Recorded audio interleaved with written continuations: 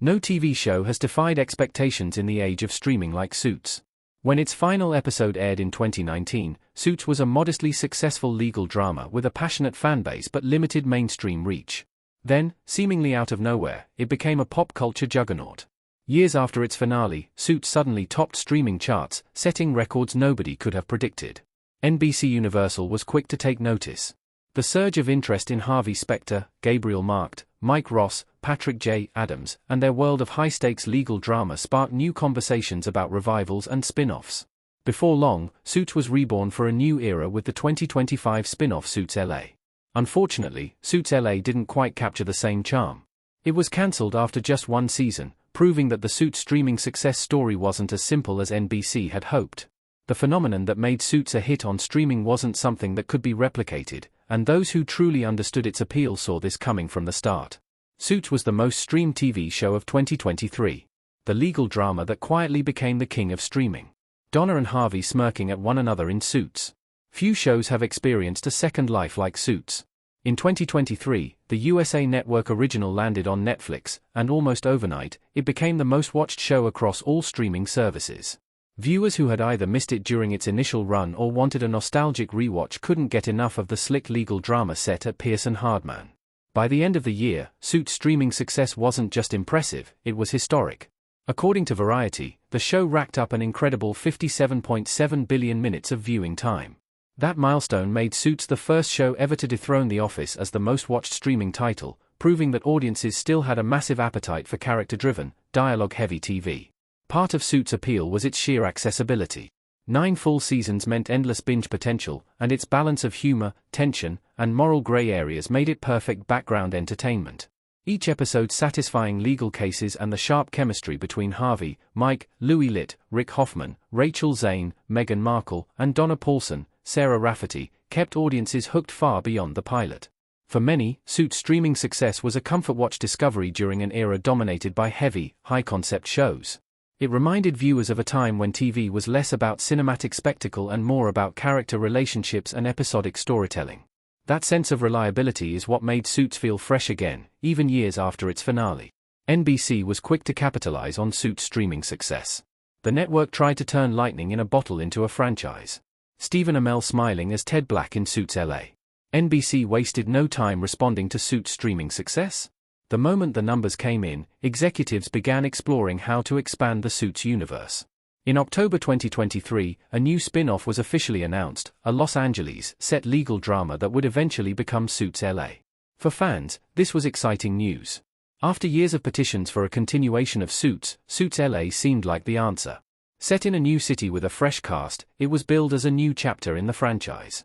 However, while the hype was initially strong, it didn't take long for reality to set in. When Suits LA finally premiered in 2025, the response was lukewarm. Critics were unimpressed, and audiences didn't stick around long enough for NBC's big bet to pay off. Despite the promotional push and a few cameo appearances from familiar faces, Suits LA was cancelled after one season due to low ratings and poor engagement. Meanwhile, the original Suits continued to dominate streaming charts, solidifying its place as one of the most-watched shows of the decade. Though NBC had misread the situation. The network assumed that Suits' streaming success meant fans were craving more content from the brand, when in truth, they were just rediscovering the original show's charm. The chemistry, the characters, and the wit of the original couldn't simply be rebranded into another series.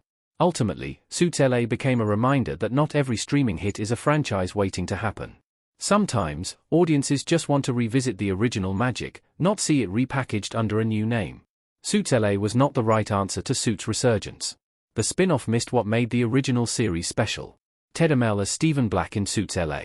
A Suits spin-off could have worked, but Suits LA wasn't it. The original Suits had a unique premise. Mike Ross, a genius college dropout with a photographic memory, practices law without a degree. That secret created constant tension and gave the series its distinct identity among legal dramas. Suits LA, on the other hand, had no such hook. Suits LA followed entirely new characters in a different city, but without a central gimmick or emotional through line. It felt like any other lawyer procedural. Its biggest mistake was believing Suits' streaming success was about the setting or title rather than its people. The legions of devoted Suits fans didn't fall in love with the idea of a fancy law firm, they fell in love with Harvey and Mike's mentor-mentee relationship, Donna's razor-sharp wit, and Louis Litt's insecurities wrapped in arrogance. While Suits LA attempted to bridge the gap with cameos and references, these moments only highlighted what was missing. The humor, the chemistry, and the balance between high-stakes drama and light-hearted banter were gone. The show lacked the confident swagger that defined Suits, the same swagger that Harvey Specter embodied in every courtroom showdown. If Suits LA had taken more creative risks, perhaps exploring a morally grey lawyer hiding a different kind of secret, it might have captured the spirit of the original. Instead, it leaned too heavily on nostalgia without understanding what made fans nostalgic in the first place. In trying to replicate Suits' streaming success, NBC created something that felt like a pale imitation. Suits' newfound popularity should have taught the industry a better lesson. Suits' streaming rise should have changed how networks think about TV. Donna looks shocked in Suits. USA via Moviestills DB. The entertainment industry took all the wrong lessons from Suits' streaming success. Rather than asking why Suits worked, networks and streamers assumed its success could be replicated through branding alone. The logic was simple: if millions of people are streaming Suits, then surely they'll show up for Suits LA too. However, television doesn't work like that. What made Suits special wasn't its title or setting, it was its storytelling rhythm. Across 9 seasons, the show delivered smart writing, snappy dialogue, and a perfect mix of episodic legal cases with long-term emotional arcs.